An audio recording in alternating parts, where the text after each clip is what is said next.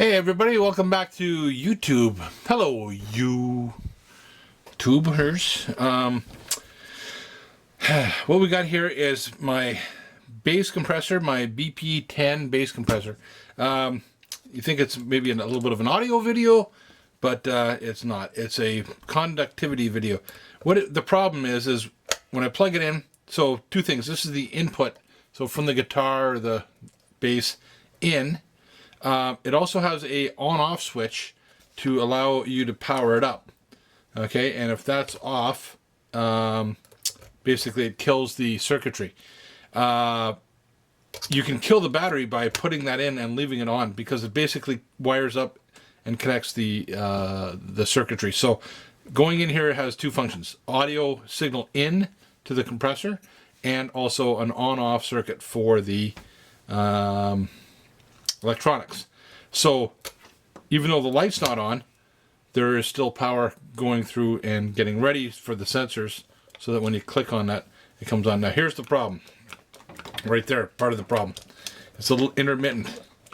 Okay, I can, just by turning that, I can make it go off, and that should not be. It's very, very sensitive to, it should be a more of a hard contact. So I've sprayed it already with a little bit of deoxit, and that didn't seem to be an issue, so it's not an oxidization. I don't know what the problem is. I mean, if you look at the connector and you want to have good metallic electron free flow ability, that seems to be fine. This has been a chronic problem for the last, I don't know, 15 years, and I'm getting around to do it now. So plug it in. Yeah, so we're gonna have to dive inside and see what's going on with the conductivity on that bad boy in there. All right, so let's go take a look here. I will anti-screw these.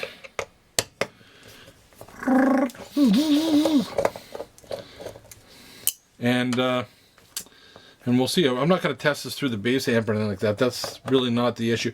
The same issue that allows it to shut off does actually affect the audio. And it's one of those things, once you set it and you get it turned on, it usually stays on. It doesn't just randomly shut off. But if you disturb it at all, and being a bass amp, you're putting out a lot of low frequency vibes and shaking the heck out of everything, sometimes it can turn off by itself. So anyways, it's not the way it should be. I think it's just a electrical conductivity problem. We'll find out. 2 weeks ago I went in here and I replaced a diode. These pedals are weird. You got to be very careful how you power supply them up. This is being powered by a 9-volt battery in here, but they have a center negative. So of these pins, that center is the negative and the outside shell is positive. Quite often on a lot of electronics devices, it's the opposite, where the outside shell is negative and the center pin is positive. But on a lot of guitar pedals, it's the opposite.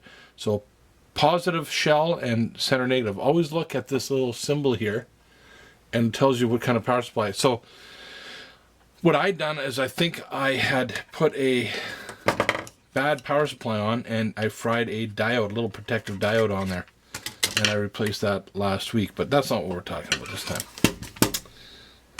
I didn't video that. I didn't make a video because I really wasn't sure what I was going to find when I got in there, and I fixed it before I had time to get the camera out. And I don't like to reverse engineer things. Okay, so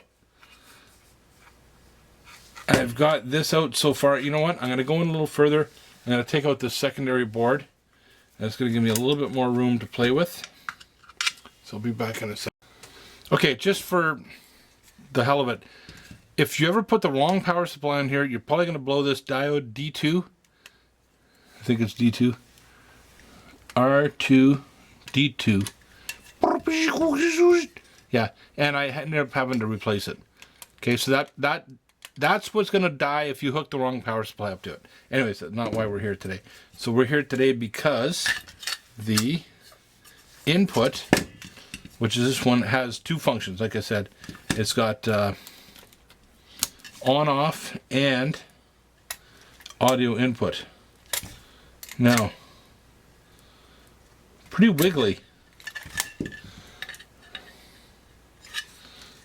I don't know what to do about that.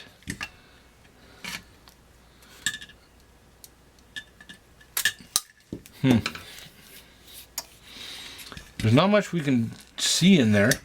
There's so the output has 3 contacts and the input has 3 contacts.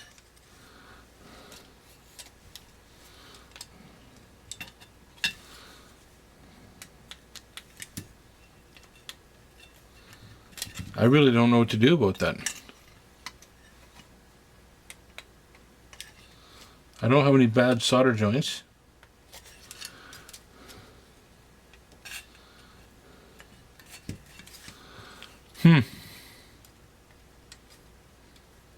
Okay, I'm going to anti-solder this and just see if I can see anything.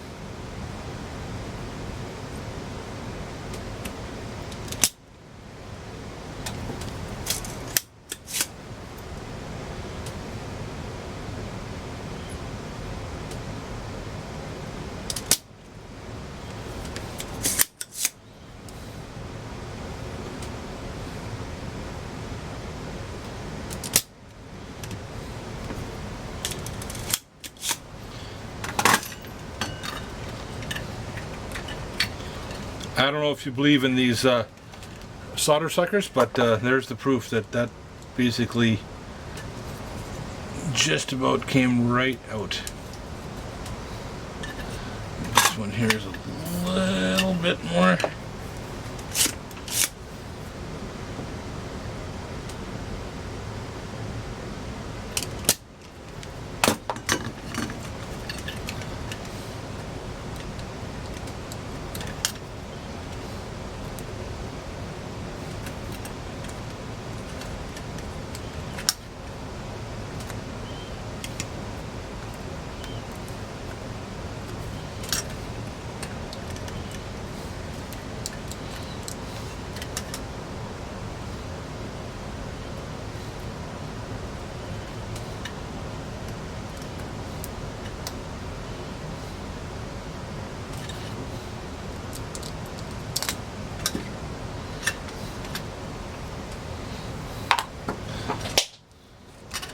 So while I'm there, you just go in and you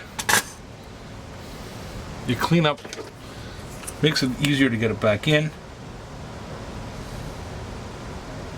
Flux is the key. Flux is the key. I hope you believe me. I'll just clean up that pad. Oh.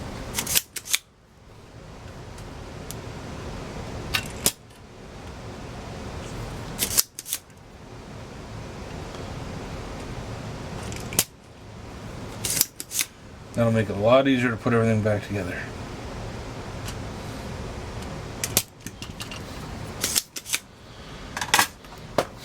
Okay, I got that switch out. I'm looking at the contacts. Oops.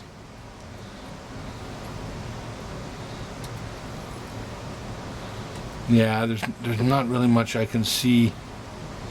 I can't take that. I'm not going to take that apart. That would be a fool's errand. And you can't see deep down inside of there too easily. Let's see if I got a flashlight that might work.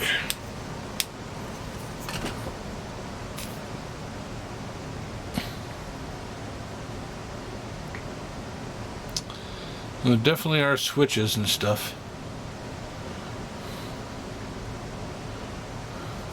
Oh, I got something we can try. Hang on a second. Okay, so I got the old microscope out and we're taking a look at inside that switch, and it looks pretty grungy. I can't really tell what the hell's going on in there, but you know what? De-ox it.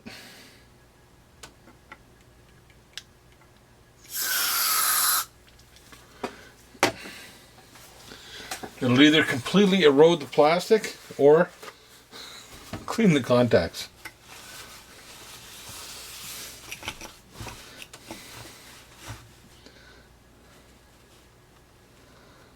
Yeah, those contacts look pretty kind of grungy.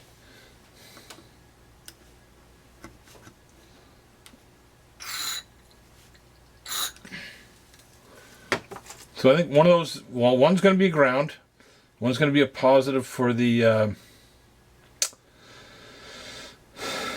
audio, and the other one will be a switch mechanism that will turn on the power. So let's see if we go in here and I just spring that out a bit.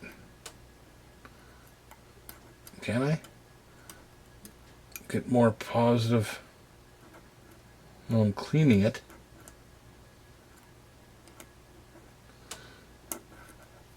What about this one? That looks grungy too.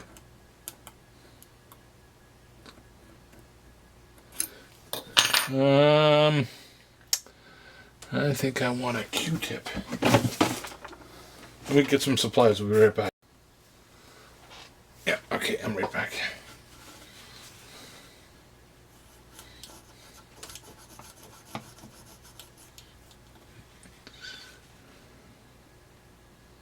Well, definitely some sort of mung in there. Damn, I'd say that looks like worn out. Lots of oxidization.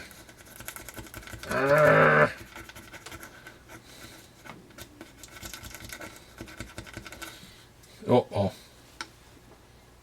Oh. That's not going to help things.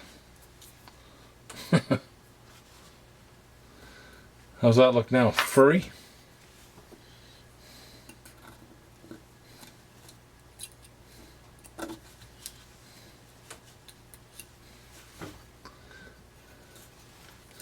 Okay, let me fix that. Okay, I got all the cotton out of there. There's definitely some oxidization in there on many of the surfaces. And let's try and zoom in.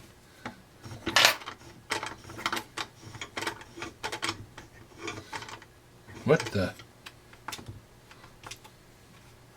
Timed out on me. Or the battery died.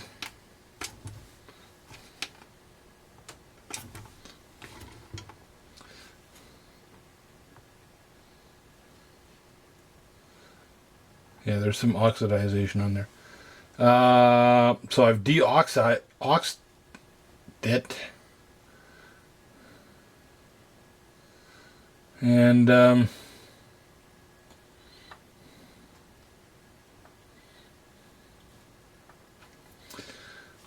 that's about all I can do. I don't have the same issue on the output, because when I rattle the output, so you can hear it on the audio, you know, like through the amplifier on the output. It's an input issue, so that's only this contact. I don't think the other connector has that same issue.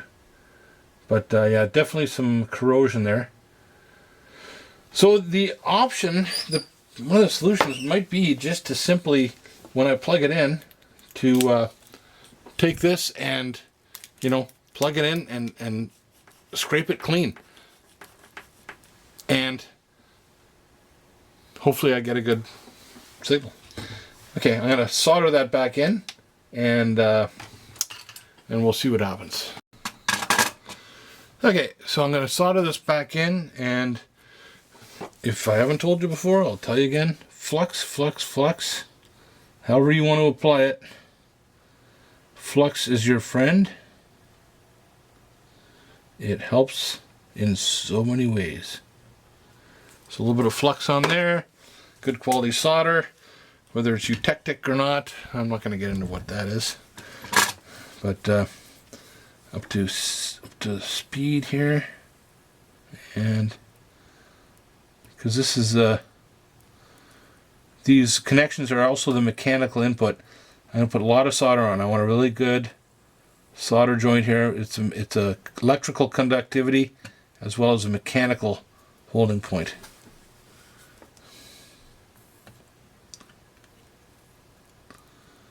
So you're going to get a nice, hot, clean solder. And this is not through hole. It's only single-sided soldering here. Everything there looks good. You want to be a slob? Put it back together right now. you want to be somewhat of a professional, get yourself some isopropyl alcohol and a small little brush and clean off the flux. Okay? For God's sake, this is your stuff. You might as well treat it nice. So I got a nice brush and I've trimmed the heck out of it. So it's nice and short.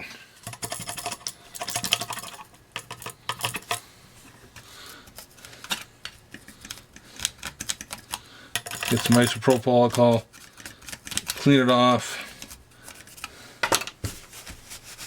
make your boards nice, keep everything clean. You don't want anybody to know that you've been in there before.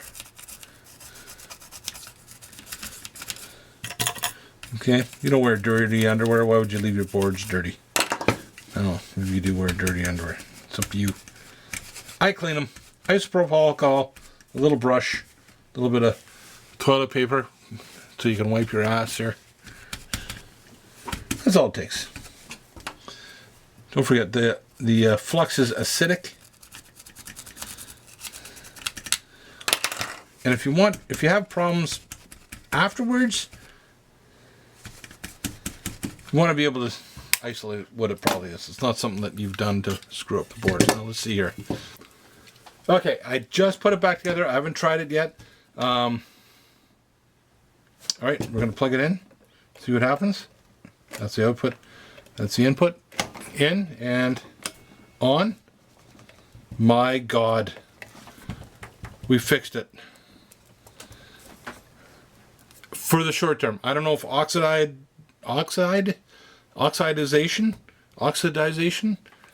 oxen are going to come in and clog up that again.